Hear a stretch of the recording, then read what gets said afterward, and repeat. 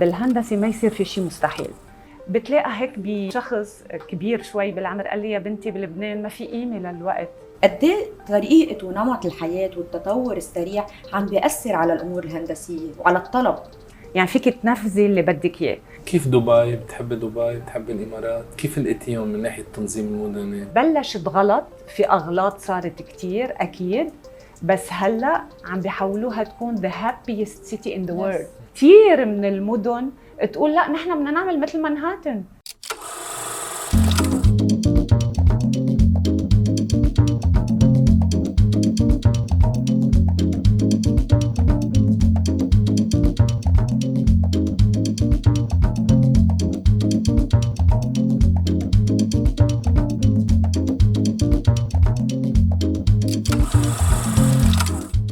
هاي سيلفيا، هاي دكتور جو، هاي جارن. هاي سيلفيا يمين، حضرتك مهندسة معمارية متخصصة بالتنظيم المدني.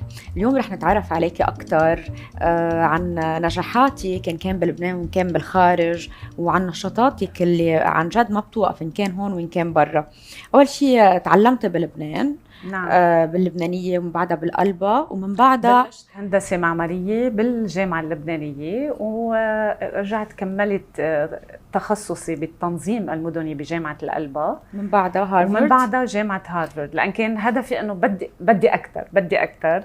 وهالشي يعني انقبلنا 25 واحد من كل بلدان العالم. خبريني كيف قدمتي؟ أخذت منحة؟ كيف وصلتي بلا على منحة. هارفارد؟ بلا منحة. قدمت لأنه كان في فترة قصيرة وبدهم ياخدوا 25 واحد، وفي أنا كان عطول اتصال مع المسؤول بالمكتبة هونيك، عطاني فكرة إنه انتبهي سيلفيا قدمي على هيدا اللينك. ما كنت عندي خبر، مشان هيك نحن هلا أنا بالبورد تبع هارفارد كلاب لبنان. نحن أنا الفايس بريزيدنت، وعم نحاول نعمل مثل رود شو تنعلم، يعني نوضح ونخلي التلاميذ اللي حابة تروح على هارفارد يكون عندها فكرة واضحة كيف تقدر تروح. لا أنا لا، ما يعني كانت هيك بالصدفة وقدمت، بس أكيد أخذت وقت تقبلوني. يعني أخذت تقريباً لأنه قدمنا على عدة مراحل وبدن 25 واحد بس. وبالأخير وكان عندي مشروع كبير، قلت يا عمي كيف بدي أترك أنا وروح. بتلاقى هيك شخص كبير شوي بالعمر قال لي يا بنتي بلبنان ما في قيمة للوقت، بتروحي وبترجعي وبتخلصي ولح المشاريع تضل ماشي وبتكمليها، وهيك صار. اليوم دراسة بهارفارد برستيج، أو تلميذ هارفارد بيفرق عن تلميذ معلم بغير جامعة؟ ليكي تلميذ، يعني أنا برأيي اللي كان خريج جامعة هارفارد ولا جامعة القلبة ولا الجامعة اللبنانية ولا أي جامعة بده يكون هو من تلقاء نفسه حابب عطول يكون continuous learner. يعني إذا ما عنده هالحافز عطول يتعلم أشياء جديدة، لأنه الهندسة كل يوم بتغير دائم. يعني بده يضل عطول عم بيتعلم أشياء جديدة، new ideas new designs.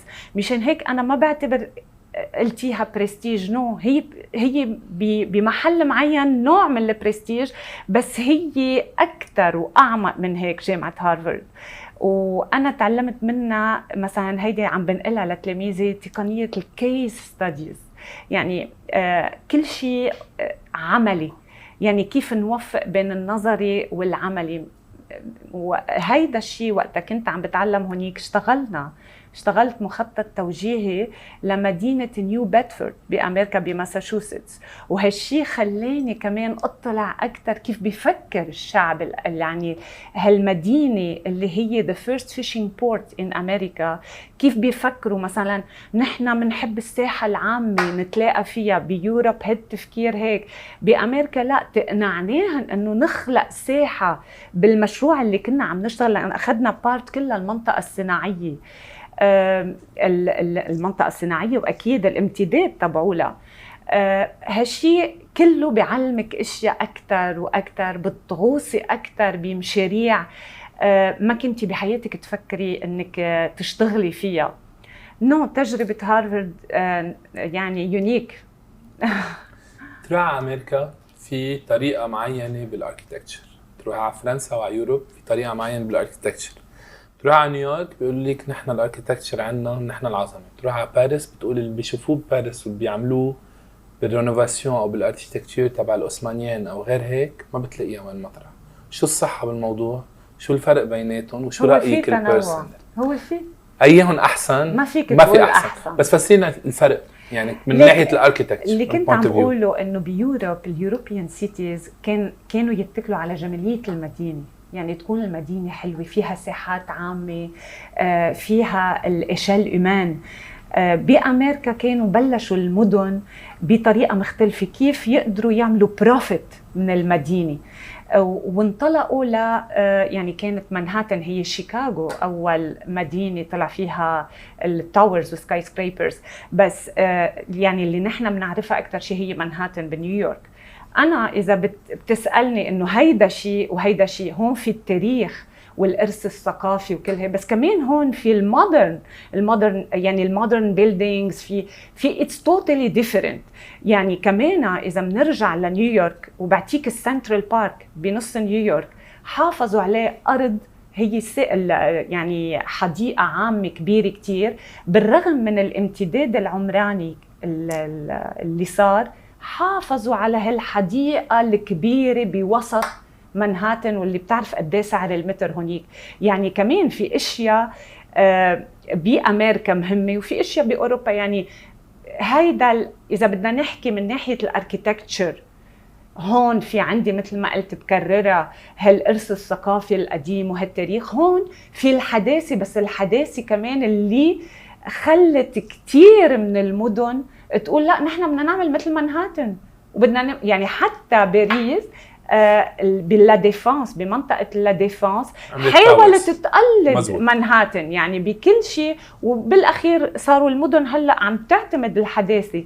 بس أهم نقطة إنه نحافظ على الايدنتيتي تبع كل سيتي، يعني كل مدينة بده يكون عندها هويتها الخاصة، وبدها تدخل الحداثة، تعرف كيف تدخل. يعني باريس ما اجوا هدوها وعملوا تاورز، لا، طلعوا حطوا باللا ديفانس هالمنطقة، بس أكيد صار فيها مشاكل ما نجحت من أول مرة، بس هلأ عم بيعملوا هالرابط بين منطقة لا ديفانس والمدينة التاريخية القديمة اللي من أيام عثمان.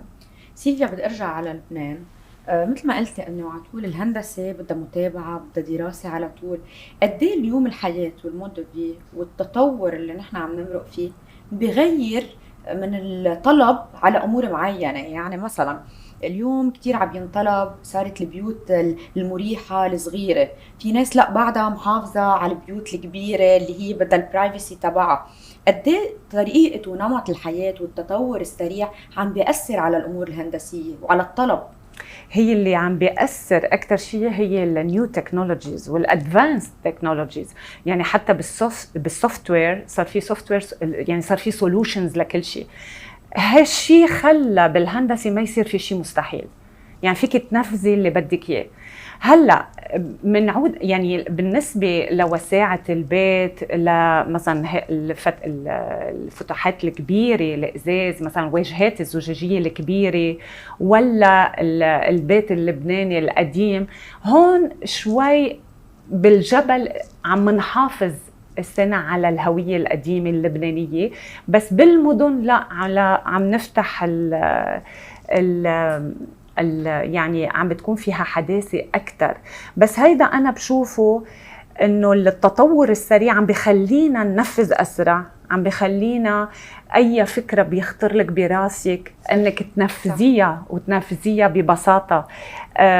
هالشي هي يعني أكتر نقطة أساسية بالتطور اللي عم نعيشه هلأ.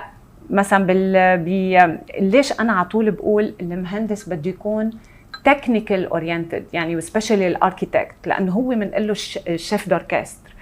technical oriented يعني بده يكون عنده فهم لكل شيء electrical mechanical structural designs، يعني بده يكون عنده فهم لكل هالقصص تيطلع المشروع ناجح. هالشيء عم بيساعد مثلا مثل البيم في شيء اسمه البيلدينج انفورميشن موديلينج، يعني بمشروع في شوي تعقيد انا بسميه هي المستشفى.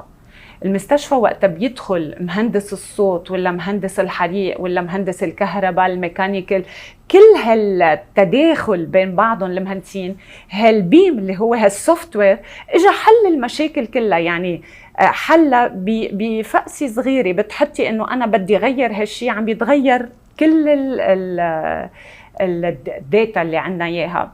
يعني صار في يعني مشان هيك بدنا نضل على طول اب تو ديت. يعني اذا انت هالسوفت وير عم بيحل لك المشكله، لا مثلا هلا بالارتفيشال انتليجنس في الميد جيرني والروم اي اي وكل هول، لازم انا بقول لهم لتلاميذي انه تعمقوا فين اكثر، لانه من هلا لسنه، اقل من سنه رح نكون عم نستعملهم. وهالشيء عم بتسهل مزبوط، وهالشيء عم بيساعدنا بشغلنا. بس اكيد هون في الكلفه الماديه. يعني التطور السريع مهم، بس اكيد اذا ما في بادجت ما فيك تنفذي اللي انت ما رح يحل الاي اي محل كتير اشخاص كانوا هن عم يشتغلوا بايدهم، يعني مهندسين. بالعكس اذا هن تعلموا عليه مزبوط رح هن اللي يشتغلوا. بس اكيد كل شيء artificial intelligence بالمستقبل بده يحل محل وظائف. يعني في وظائف كتيره بدها، مشان هيك لازم الواحد يتكيف من هلا ويقلب، يعرف كيف يغير من هلا تيصير في عنده، يعني يكون فلكسبل تيقدر يمشي مع التطور السريع. معقول نوصل شي نهار مش يحل محله، بس نوصل شي نهار نقدر نقول مع كل التطور تبع التكنولوجي يكون اركيتكت او مع اي اي رسم ديزاين سيفل ما بيقدر ينفذه؟ معقول ديزاين يكون كتير معقد ستراكشرال؟ No way. دايما there's a solution. No way. Always there is a solution. Always. ما في شيء ما له حل. وحتى هلا يعني انت اذا انا اعطيتك الميد جيرني بحط لك عده اوبشنز، يعني بحل محل الاركيتكت بمحل صغير. بس نحن اللي بيميزنا انه هي علم وفن. يعني at the end it's the artistic approach that makes the highest difference. وهالارتستيك ابروتش ما حيكون عنده اياها الاي اي الارتفيشال انتليجنس. نحن بنتذكر دائما لما نقول كلمه اركيتكت عندنا هيدا اللوح الخشب هالقد مع هالورقه الاتروا او اللي هي مع الكومبا والمسطره وكل شيء، وهالديزاين بالهيدا راحوا هو راحوا على الكمبيوتر كله صار. وحتى هلا الكمبيوتر صغر صار، حتى عم نجيب هيدا التابلت اللي هالقد خلصت. طيب الماكيتات شو صار فيهم بعدهم؟ ليك 3 دي موديلينج انه يعني بمشاريع الكبيره عم بيطلبوها، لانك بتعمل بروجكشن. اوقات عم نعمل هلا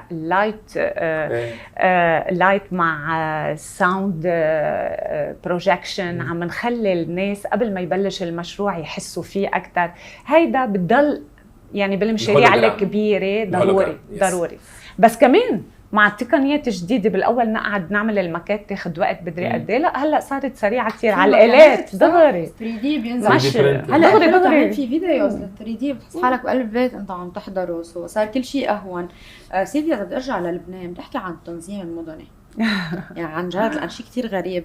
انا على طول بسال عن جد نحن عندنا تنظيم مدني والعالم بتمشي عليه؟ يعني او في له ابديت؟ يعني اليوم العالم تغير، في مناطق ما كان حدا ساكن فيها لها تنظيم معين، بينعمل ابديت؟ في حدا عن جد عم بتابعه او خلص هي انحطت رح فسر لك شو التنظيم المدني. في عنا قوانين للتنظيم المدني، في قانون التنظيم المدني اللي صدر بلبنان واللي كان بوقتها من انا بعتبر انه عنا قوانين بس بدها تحديث وتجديد اكيد. هلا وين اللي عم بيصير؟ انه انت من بعد الحرب، نحن خلال فتره الحرب صار التشويه العمراني الكبير. بعد الحرب من سنه 98 وقت بلشت البلديات ترجع، صار في انتخابات للبلديات وهيك، صار ينعمل مخططات توجيهيه للمدن تبعنا وللقرى.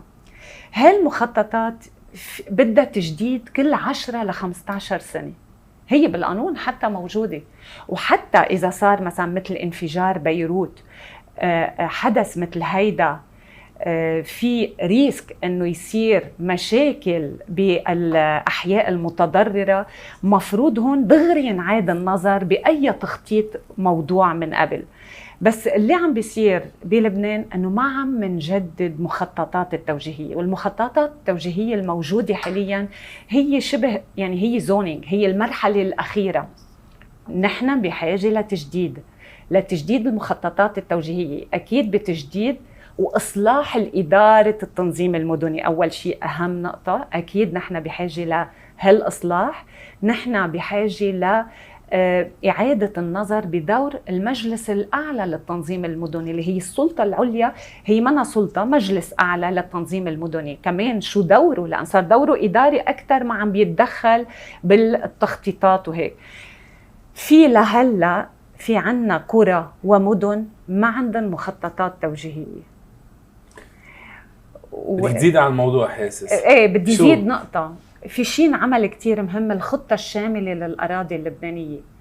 هاي الخطة انشغل عليها كتير مع الإيوريف بباريس ومع هون المجلس الإماء والأعمار. هيدي الخطة الشاملة بحاجة كمان لتجديد. كمان دوماج حطيناها بالجوارير، ما اعتمدناها عند تصميم أي مدينة أو وضع مخطط توجيهي لها، ما كانت ريفرنس مثل ما لازم. هيدا كمان يعني بلشنا في عنا قوانين كتير بدها تحديث تجديد، عم كررها بس بنفس الوقت في تشويه عمراني وبيئي، وكل مشاكلنا بلبنان هي بتعود للتنظيم المدني. أكيد. كيف دبي؟ بتحب دبي؟ بتحب الإمارات؟ كيف لقيتيهم من ناحية التنظيم المدني؟ بنيوا مدينة من ال80 لهلا مع ستراكشر وهيك. كيف ما بنقول إنه مش حرام لبنان يكون هيك؟ انحطت على الخريطة العالمية، مين كان يعرف دبي؟ هي أول نقطة بقول لك إياها. في كتير بيقولوا لك هي دبي اصطناعية artificial city أو دولة أو اللي هي. أنا بقول لا بلشت ما احترمت أي مخطط توجيهي، لأنه كان الجروس تبع الأوربن جروس أسرع من إنها تعمل كنترول. لهيك بلشت غلط، في أغلاط صارت كتير أكيد، بس هلأ عم بيحاولوها تكون the happiest city in the world.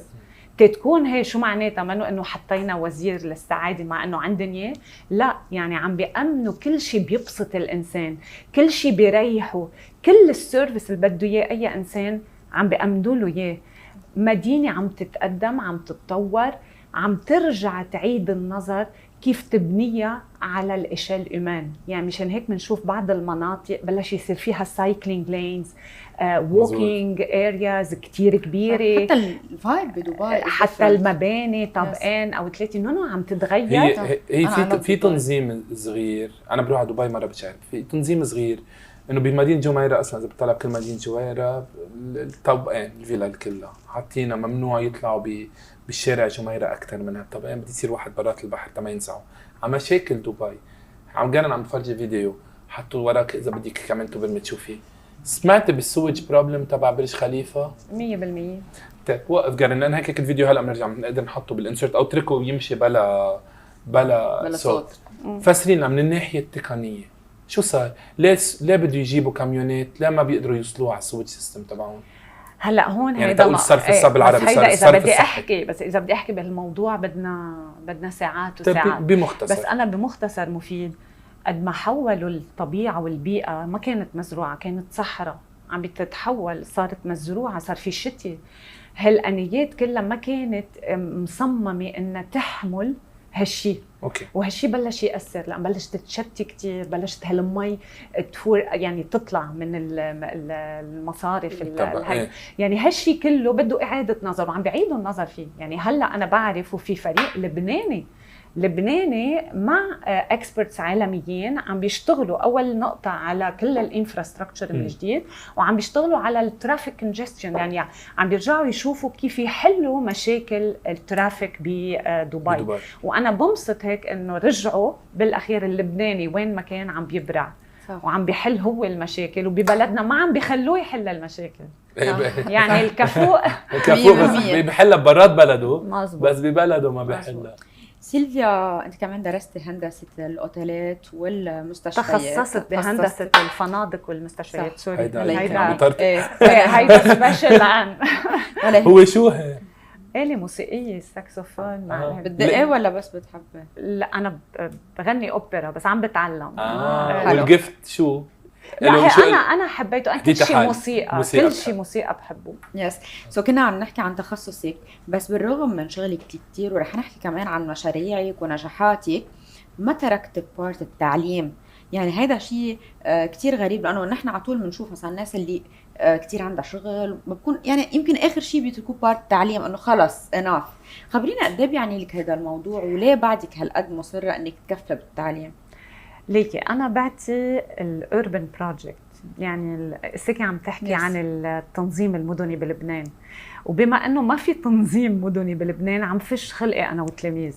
يعني وقت عم بينزلوا على الواقع، عم بيشوفوا مثلا عم شغلهم افترضي نشتغلوا على سكه التران بكل لبنان، ولقيوا انه في مثلا شركه اوجيس كانت عملت دراسه واندفع لها مصاري بس ما وصلت للاكزيكيوشن، لان ما صار في كوردينيشن بيننا وبين البلديات. يعني ما بعرف كيف وصلت، لان بلبنان كل شيء ما بتعرفي كيف بينتهي. صح. وقت اشتغلوا على سكة التران ولقيوا انه لا في حلول لكل شيء. السنة عم نقول مع نيو تكنولوجيز، مع كل القصص اللي عالميا عم بتصير، انه اهين شيء نعمل سكة التران من الجنوب للشمال لبنان، وهالشيء ما صار. يعني انا هون بفش خلقي مع التلاميذ، هي فشة خلق اللي كان مع بسكة التران، اللي كان مثلا المنطقة الصناعية بالدكواني، المناطق الصناعية اللي كان بطرابلس، المناطق القديمة اللي هي إرث كتير كبير عنا إياه بكل لبنان ومهمل، ولا مناطق البترون، أنفي، شكن. عم نشتغل على كل مناطق لبنان، عم بينزلوا على الأرض، عم بيحكوا مع الناس، عم بيعملوا انترفيوز، عم بيشعروا بكل الطلبات الناس يعني، وشو الرؤية تبعولهم. واللي بينقصنا هي الرؤية والتخطيط، ما منآمن فيها نحن بلبنان انه هيدا عم بينظر، انه هي اساس كل شيء يكون عندنا رؤية وتخطيط بكل شيء. هون برجع بكرر لك وقتي ضيق وكل شيء، مشان هيك بس بعتي هالurban project تفش خلقي انا والتلاميذ، حس حالي اني عم بعتي بلس شوي للبنان. خلينا يعني لبنان اذا بدنا نحكي عن مشاكله ما رح نخلص، خلينا نضلنا شوي بوزيتيف ونحكي عن قصص اللي عم تصير بالعالم اللي نحن يمكن نطمح لها اذا ما كنا بلبنان نشتغل فيها، او شي نهار نقدر نعملها بلبنان. حكينا عن برج خليفه ومشاكله، ودبي كيف عم تتطور، ومعك حق. انا رفيق بيشتغل كونسلتنت بدبي مع الحكومات، كل الوقت في تطور. سيتي اوف هابينس، سيتي اوف ارت، كل شيء. الفيجن تبع السعوديه 2030 مع النيوم، مع مشاريع الريدسي وكل شيء. هون ما في شغف لإلك تكوني بارت اوف ات؟ انا عندي شغف منو اعملها بالسعوديه، عندي شغف اعملها بلبنان. طيب اذا ما قدرنا ولك بدنا نقدر، لانه لازم بقى نغير.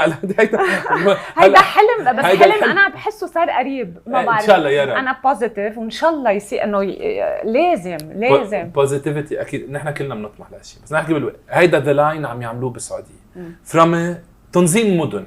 نعم، لانه الديزاين حلو، بس بتنظيم مدني هالخط هيك ذكي. اكيد ذكي. شو بيربح بنص الصحراء؟ شو ليه عملوه هيك؟ اذا عملوه مدينه سير، شو الفرق بين السيركلر؟ عملوا عدة محاولات بعدة مناطق بالامارات وبالسعوديه، وين ما كان يعني اشتغلوا عدة مدن مثلا، في عدة امثال على هالشيء. بس هالخط بس هالخط هيدا اللي انت شفته ميرر من هون ومن جوا، بس جوا اذا شفته كيف مزروع بالخضار، عم نفرجي هلا شوي مزبوط، وكيف غارق بالخضار. ما بتحس انتوا بتفكروا انه خط رفيع وكيف بدي اعيش فيه. هو 220 متر اذا ذكرتي منيح مزبوط يعني انه بالعكس بدنا ننطر ونشوف. بس هيدا شيء حافز لنا انه نضل. طيب اذا هن غلطوا اي محل، مع انه بشك يعني هلا ما في حدا ما بغلط، اللي بده يشتغل. المهم نشتغل، المهم نغير. نحن عم نتراجع لورا، نحن عم نكب نفايتنا على الشاط، نحن عم ننزع بلدنا، عم نحوله. يعني انا من اهدن، وانا بقولها وما فرقاني معي، نحن اهدن جمالها جمال طبيعتها، وكيف مكونه من الجبل للوادي. نحن عم ننزعها بالباطون. يعني انا صرت بنبسط بقول يا ريت البلديه، لانه انا على طول كنت استشاريه بعده بلديات، بس وصلت لخلاصه. اذا ما انت كنت بموقع القرار ما بتقدر تغير. لازم تكون بموقع القرار تقدر تعمل تغيير. عم بحكي عن الناس اللي عندها الشغف، بتحب مناطقها، بتحب بلدها، تتغير، وعندها الطاقه وعندها القدره. هلا يعني انا انه اذا بدي اطبق هالشيء بلبنان بيتطبق ايزلي. عم بقول لك تلاميذ نزلتهم على المنطقه القديمه بطرابلس قال فينا نغير. انت عم بسالك بتعتبر فينا نغير اذا في هالكثافه السكانيه وهالمنطقه القديمه فينا نغير؟ هلا كل شيء فينا نغير، بس فينا نغير ونحافظ عليها. رح نقدر نغير. في فرق بين اذا تعرف اكثر نسبه يمكن كان وي اكثر نسبه نحط فيها مصاري يمكن المناطق القديمه، بس كمان هون بنرجع للفساد. لمين انعطيت هالمشاريع وين بالسياسه لانه ما عم ندخل بالسياسه، عم بدخل اللي بينفذ المشروع بالفساد. لانه نرجع اول بوست لإلك على انستغرام. تتذكريها البوست؟ هي اول مره لانه انا كنت ضد الانستا. بيجي شخص بيقول لي لا سيلفيا لازم تبلشي. كنت باهدم بمطعم الفردوس وعم تتلج الدنيا 2015 ايه وعم تتلج الدنيا. نزلت اول بوست. لا وحكيت عن اهدن ايكوال سمايل. مزبوط. ما بتقدري عن جد جمالها وسبيشلي هون. وكان بعتقد كان فول مون اذا ذاكرتي منيحه، كيف عم بيضوي هاللون الازرق المجنتا على الثلج. غريب فيها سحر اهدن. حلو. سيلفيا في كتير مشاريع عملتيها بلبنان، بيوت، قصورة، مستشفيات، اوتيلات، بتكتبي كتير مشاريع. اي مشروع هو الاقرب لقلبها لسيلفيا؟ يعني اليوم بس عم بسألك اي بلبنان وبرات لبنان. بلبنان وبرا. حابه اعرف شو الاقرب هيك بروجكت بتحسيه انت كان يمكن ما بعرف عملتي فيه فشيتي خلقك فيه، وين بتحسي حالك اكثر؟ يعني هلا اذا بيقولوا لك عندك 2 بروجكتس ماشيين مع بعض بدك تنقي واحد منهم، شو بتنقي؟ ما فيكي. كل بروجكت مثل كأنه ولد لإلك. يعني كل مشروع يونيك in its own way. يعني ما فيك تفضلي هالمشروع. وإذا بدي رأيي المضبوط لهلا، أنا ولا مشروع حسيت حالي أعطيت أفضل شيء ما عندي. ما قدرت لهلا. يعني نوم بطمح أعطي أكثر وأفضل. لكن مثلا أنا بحس بالأشرفية عملت مشروع كان فيه تحدي. كنا حد قصر سرسق وكان في بناية من يعني عالية كتير وما ما بنقدر ندعم بجوانب البناء. هيدا كان مثلا مشروع تحدي كبير لإلي. والطريق كانت 2.60 متر. قدرنا نطلع ببناية 11 طابق، بس أكيد محترمة البيئة، محترمة كل الشروط والقوانين وكل شيء. نزلنا بهالمبنى بالقلب. يعني انت اجمالا بتحفري بتبلشي من تحت وبتطلعي. انا بلشنا اكيد مع السيفل انجينير والله يرحم نفسه مات بكوفيد، من اشطر مهندسين بلبنان. نزلنا بالقلب. يعني ننزل نعمل الحيطان، ندعم السقف، نرجع نحفر، نصب اللي فوق. يعني نزلنا بالقلب. كان تحدي لنا بنقدر نطلع من هالجوره. وطلعنا ببناية 11 طابق وانباعت خلال 2 شهر. حلو. مثلا هي بعتبرها تحدي. هلا في مشاريع كتير اكيد بحبها. برجع بكرر البيوت السكنيه، كل بيت لانه بيصير في علاقه ورابط بيني وبين اصحاب البيت. مشان هيك ما فيني افضل بيت عن بيت. بس اكيد او حتى الاوتيلات. يعني هلا يمكن تقولي لي الاقرب لإلك اوتيل الميست. لا بقول لك في كتير اوتيلات عملتها، بس الميست في بارت بحبها فيه، هي كيف هالمشروع ببساطته اندمج بالجبل وصار مثل كأنه الجبل حاضن المشروع والمشروع حاضن الطبيعة. هيدا الشيء هيك بيعطيكي في تواصل مع الطبيعة. بتحسي انه حتى كل جزء، لانه هو منه بس اوتيل، هو مشروع متكامل. يعني في شاليات، في مطاعم، في ساحات خضراء، ريزورت كبير اكيد، مسابح. والحلو في كل جزء عنده اطلالة، يا على الجبل يا على الوادي او على يعني وادي القديسين، نحن فوق وادي النوبين، وعلى البحر. هالمشروع في عنده هيدا كيف دخل واحترم ملامح الأرض وكيف احترم تضاريس الأرض. بتحسي البناء صار فيه تكامل بينه وبين الأرض اللي مبني عليه. حلو. مشان هيك هيدا ببعض يعني اكيد من المشاريع، بس ما خلص لهلا. لانه هلا بيضلوا بيقولوا لي ما خلص. كيف ما خلص؟ عم نطلع عليه. لا، في اقسام كبيره منا خالصه منه، بس مشروع بيحاكي الطبيعه، تحكي عن الباشن الطبيعه. وبأهدن في يعني صغار بأهدن. وبمنطقه بتذكر من انا وصغيره من بيتي بتطلع بالجبل، كان في 6 اشجار جوز هي اهدم بيقولوا لها الجوز، اهدن الجوز قديما. كان فيها بس ما كان فيها خضار، ما كان فيها شيء ابدا. كان يطلع البدو يخيم ورجع صار في الكشاف نطلع نعمل فيدوكان وهيك، بس كانوا بس 6 اشجار جوز. احترمت هويه هالارض وعمرت المشروع حوالي هال6 اشجار وزرعته كله بعدين اكيد، يعني صار غرقان بالطبيعه. بس هيدا اللي بحبه اكثر شيء، وخلقت ساحه بالنص مثل ساحه الضيعه، بتخلي كل اللي عم بيجي على المشروع يقعد ينبسط في مي على طول، لان نحن هونيك اسمها المنطقه انا بعمل سركيس، في مسرح خارجي للايفنتس والفستيفالز. هلا ما حفسر عن المشروع حلو. بس يعني فيني اختصره، في تواصل بينه وبين الطبيعه، وحتى الانتيريور تبعه لان هالمشروع عملته كله في تواصل بين جوا وبرا. يعني من جوا انت وقاعد بالاوضه او غرفه او اي جزء حتى بتحس في لوحه فنيه للطبيعه برا، مثل كانه الانسجام بين الطبيعه والمبنى وبين الجوا وبرا. يعني هيدا الشيء خلاني اكيد انبسط اني وصلت لهيدا المشروع بهالطريقه، محترمه خطوط الارض، ماشي ببساطه كامله بالهندسه اللي اعتمدتها. بناء خبرتينا عن تشالنج فيها المست اللي عملتي بارت من الطبيعه. الكأمسة حسب ما عرفت كنت مستشفى كنت انا اللي عملتهم، بس يا ريت ما حتتكمل. خليني بس اسال سؤال انا لانه بالدومين الطبي، شو اللي بيميز عمار المستشفى؟ لنحكي للي ما بيعرف عن عمار العادي، يعني شو القصص لازم واحد ينتبه لها كاركيتكت كمانجر لهالبروجكت خصوصيه بالمستشفى غير عن البنايات والقصص بيقدر يعمرها هونيك؟ ليك انا بقولها للكل اللي بيعمل مشروع مستشفى واحد صار كل المشاريع هينه.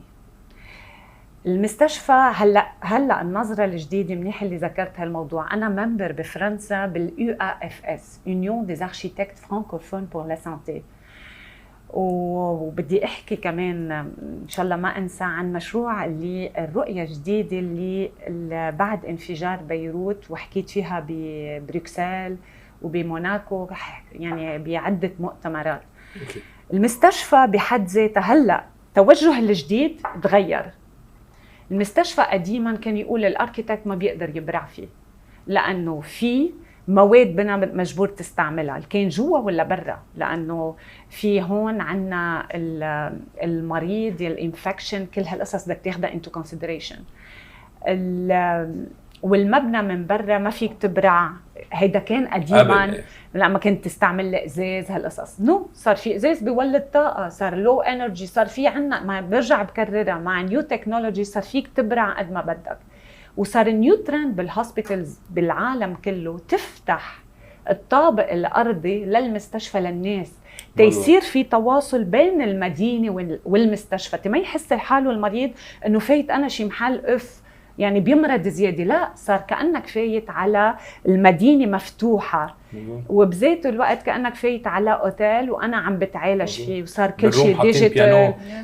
باستراليا في مولات بالمستشفيات. بس اللي عم بحكيه هسه اعمق من هيك، يعني انت عم تفتحي الطابق الارضي للمدينه، يعني بتحطي فانكشنز بقلبها مثل لايبراري، مثل كافيه، مثل قصص الناس بتفوت. يعني الناس اذا انا ساكنه حد هالمستشفى فيني فوت اقعد عادي، يكون في مول حتى، يعني تغير هيدي النظرة للمستشفى تغيرت.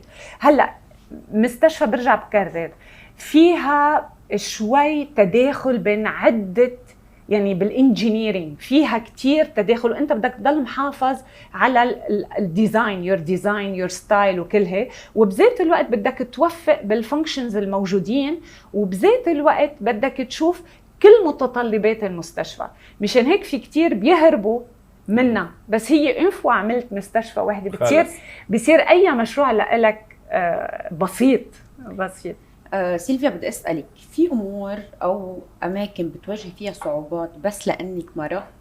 يعني يمكن هلا اسهل من قبل، بس اليوم مرة تكون هي الليدر لجروب مثلا، يمكن يكون الاغلبيه منه شباب، شباب وبنات. انا شباب التيم وبنات. ورك تبعولي، وهي كمان منيح اللي Yes. ذكرتيها، لان كتير مهم الاركيتكتشر، ما في شخص وحده، هي أكيد. تيم ورك. صح. شو بدي اعرف اليوم بتلاقي صعوبات لان محلات معينه بتعرفي بمحل يعني مع معمم، بس بمناطق مرات بيقولوا لا بروح عند حكيم مش عند حكيمه.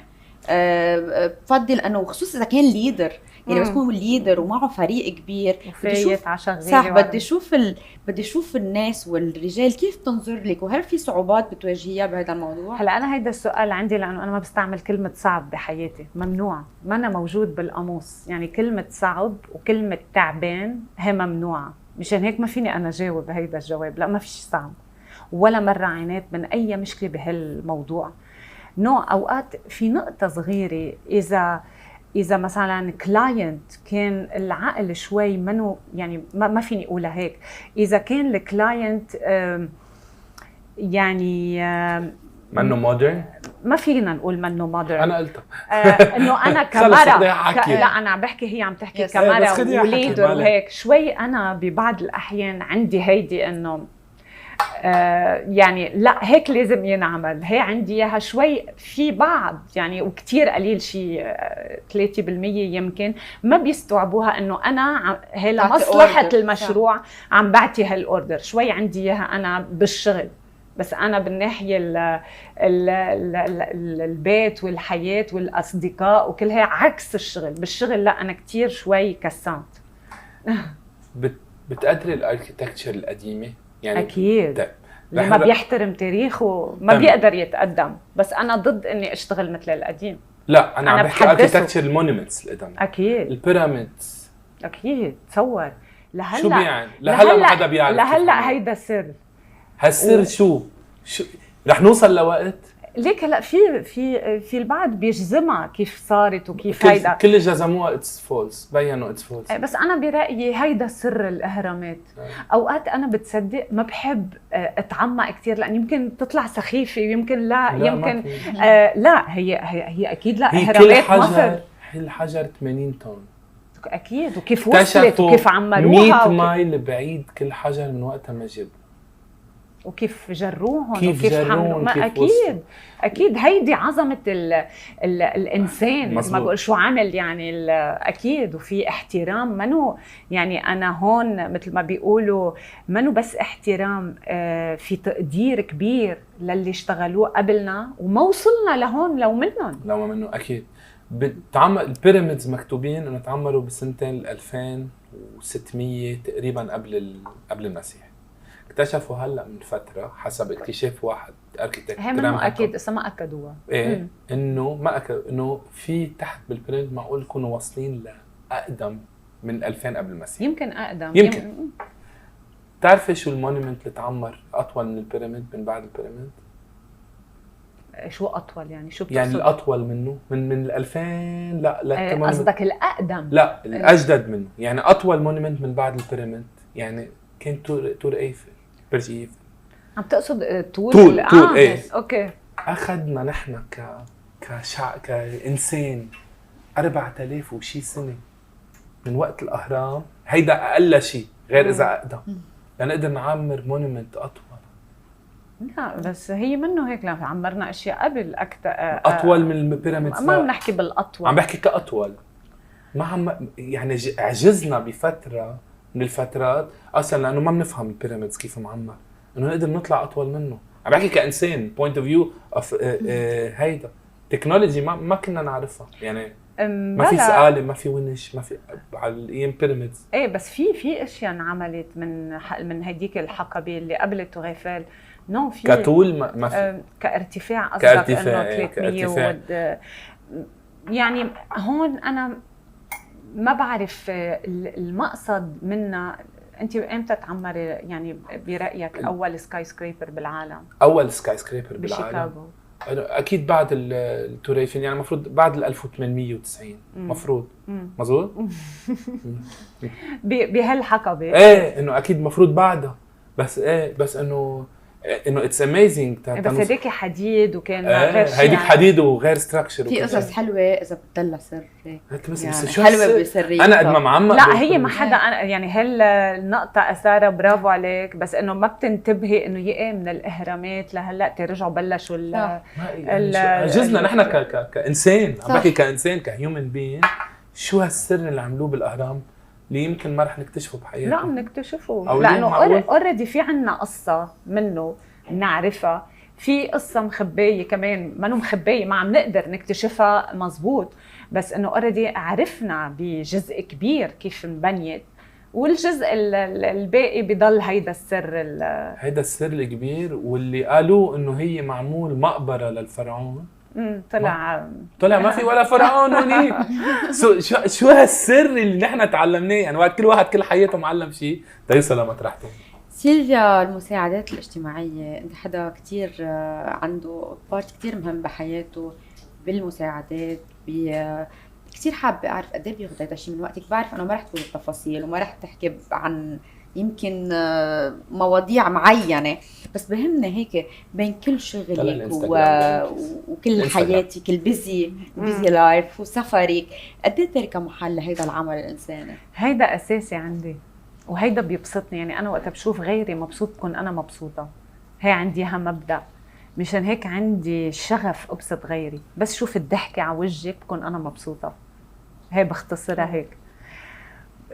في بس موضوع بدي ارجع له شوي بقصه المرفأ بيروت. كنت بدي تقولي ما تحكي بالمرفأ والانفجار، لانه بعد انفجار 4 آب اكيد انتم سمعتوا بنقابه المهندسين، كنا نحن باللجنه اللي اشتغلت على بيروت أوربن ديكلاريشن وحطت التوجيهات العامة لإعادة أعمار الأحياء المتضررة وحفظ التراث العمراني. وبهيدا الإطار نحن تحمسنا وقلت أنا هالشي بدنا نحمله يعني يكون هالشي على الانترناسيونال. وكان في مبادرة من بعض المهندسين اللي هن برا واللي هن من لبنانية، بيجوا أكيد بمساندة اليونسكو. عملنا مؤتمر بفينيس ضمن البيانالي، وهيدا الشيء خلينا ننقل كيف نحن نفكر بإعادة أعمار مرفأ بيروت والأحياء المتضررة، كيف نرجع نوصل بيروت للبحر للبور، كيف لأن هي مدينة فيها مرفأ ونحن هون في فصل بين المدينة والمرفأ. وهالشيء أنا بعتبره كان جزء كتير كتير مهم، لأنه إجا باندفاع كبير. انتو كلنا شفنا الاندفاع، لأنك اسكرتي الجمعيات ولا الNGOs اللي اشتغلت وهي كانت سباقة عن الدولة بغياب الدولة أنها تقوم بالمبادرات الفردية وتساهم بالمحافظة على المباني التراثية بهالمناطق المتضررة وتساعد الناس وكل هيدا. بذات الوقت حسينا هالاندفاع ذاته موجود، لو منه لبناني بس يسمع انه بانفجار بيروت اجا ترك كل شيء واجا على فينيس تيساهم لو بجزء صغير كيف نعمل رؤية جديدة، كيف هالرؤية الجديدة بدها تكون، بس اكيد مع اكسبرتس كمان لبنانية عايشين برا وعتا يعني. وهلا عم نكمل كيف ممكن نقدر نكمل بهيدا المشروع وبإطاره. هلا بنقطة المستشفيات هيدي اللي كنا نسيناها بهيدا الإطار كله، طلعت أنا وقت الانفجار كنت موجودة يعني، وشفت كيف عم بينتقلوا الناس من مستشفى الروم لمستشفى الوردية للجعيتاوي للكارانتين، لما حدا عارف شو صار. والجرح ما عادت المستشفيات تقدر تستقبل ناس وما يعرفوا أنه يمكن يفكروا المستشفى التاني ما بها شيء. هالشي وقت شفته قدام عيوني خطر لي انه ليش انا ما بعمل رابط بين هالمستشفيات، رابط يعني وسميته خلقت مثل ترام فيرت اوربان بين هالمستشفيات، وفتحت الطابق الارضي. كان مشروع هو رؤية جديدة وان شاء الله يا رب يوم يتنفذ.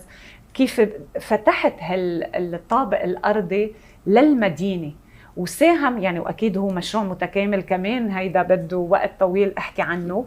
كيف فتحته للمدينه وحولنا المباني الموجوده اللي تهجرت انه نرجع نستعملها لصالح هالمنطقه كلها، كيف تكون هي ريزيدنس للمستشفيات، كيف تكون sometimes فيها هوتيلز. والكارانتينا بما انها ارض للدوله، كانت الفكره اني احولها لوبيتال دو فيتور دو بيروت، كيف تكون مستشفى ذكيه، مستشفى خضراء، مستشفى المستقبليه حلو. لبيروت. رح انهي بسؤال بشيء مش مهضوم، بس بحادثه صارت، اكبر حادثه طيران بالعالم اذا فيك تحطها قرن رح ننهي فيها، صارت بكناري ايلاند. طيارتين بانام وكا ال ام، اذا بنشوف الفيديو بانام وكا ال ام غطوا بمطار تنريفه نور تنريفه، كان في ضباب بالهيدا، مزبوط. اجوا تيطيروا اكثر من الضباب. الكوميونيكيشن تبع الراديو قد ما كانت قديمه يعني 1977 ضعيفه، كمان ما كانوا عم يقدروا يتواصلوا، والفيجن كانت بس على 100 متر. فالطيارتين اللي صار التصادم بيناتهم صار على الارض، واذا هون بنشوف بدنا نشوف بهالفيديو كمان طلعوا كم قتيل راح، كم جريح راح. هي اكبر حادثه طيران صارت بتنريفه اللي هي بالكناري ايلاند. كلام اجت تتقلع مش ايش ما عندها فيجن، ضربت ببنام، وهون بنشوف تقريبا شي الانفجار. 600 قتيل. كنت بكناري ايلاند على شهر العسل، وقاعدين عم بسألهم يا عمي شو هالقصه اللي صارت؟ شو السبب انه معقول مطار ب 1977 يعني مش كثير قديم، الطيران كان صار له فتره، شو صار؟ قالوا القصه واضحه. طلبوا من واحد مهندس I do not remember his name, he's an architect or an engineer. انجينير هون. انا مش حق عليك. ايه اوكي سوري. نحن بنصمم لك شكلها وشاب وانجينير، يلا شيلي من الكاتيجوري. طلبوا من ان انجينير، قالوا له وين بدنا نعمر المطار بتنريفه. عملنا ستادي، بيقوم الزلمه بيبرم سيرك وبحط اكس، والزلمه قصده انه عمرو وين ما بدكم بنعدل هالمطرح لانه فيه ضباب. زلمه بيموت، بيجي واحد بيلقط هالخريطه بيقول والله شكله حاطط لنا اكس هون، وبيعمروا المطار بتنريفه. يعني هيدي جابوا ناس منها كفوقه تشتغل. وايه وهالقصه كلهم بيتذكروها بتنريفه، وبعده المطار ماشي وبعده في ضباب. وقت انا غطيت بنص الصيفيه بجولاي كان انجأ ما عم نقشع شيء حتى، وبعده المطار موجود. ايه حطوا قال وين بحطها من عند هاليكس. دونك هي القصه اوقات انه نحن بنحكي عن الديزاين وشو حلو، بس في مسؤوليه كتير كبيره. عشان هيك قلت لك من الاول الاركيتكتشر هي علم وفن. مزبوط اكيد. وهي يعني هي اذا ما عملنا توازن بين برجع بعيده الميكانيكال الكتريكال والستراكشرال انجينيرينج وكل هيدا والاركيتكتشر، ما بنوصل لمشروع ناجح اكيد. مزبوط. سيلفيا في كتير قصص حابين نحكي عنها معك، بس هلا الوقت لانه بلش يخلص، بس اكيد رح يكون معنا حلقات جديده نحكي ان ديتيلز بقصص كتيره. هلا خلصت ساعه. يس انا بدي اقول لك يعني الساعه معنا بتقطع منيحه بسرعه. ما عذبناك. بدي اقول لك جود لاك بكل مشاريعك، وكتير حلو هالبوزيتيفيتي اللي عندها اياها. يعني عن جد ان شاء الله الكل يكونوا بيشوفوا هيدا الرؤيه، خصوصا بلبنان. ولازم يكون عندنا هالشيء مثلك. لازم اذا ما كنا بوزيتيف ما حنقدر نغير لبنان. بدنا لبنان الجديد.